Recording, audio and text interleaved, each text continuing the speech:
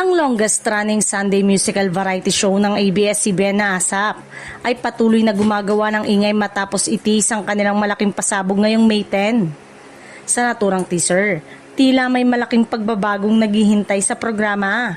Maaaring bagong bihis, bagong tahanan o kombinasyon ng dalawa.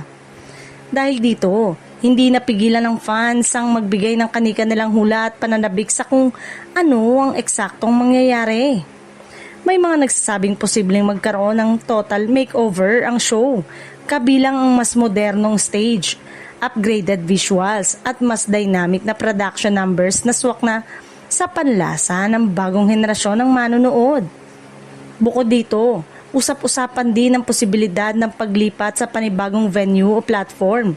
Kung eto man ay mangyayari, tiyak na magiging isa itong malaking hakbang para mas mapalawak pa ang reach ng programa, hindi lang sa Pilipinas kundi maging sa international audience.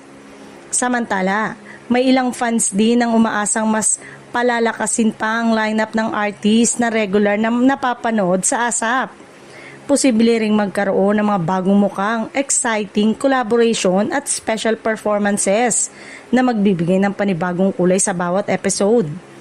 Hindi rin malayong magkaroon ng rebranding ang show mula sa title card hanggang sa kabuuang konsepto na magpapakita ng evolution nito habang pinananatili ang mga elementong minahal na ng viewers sa loob ng maraming taon.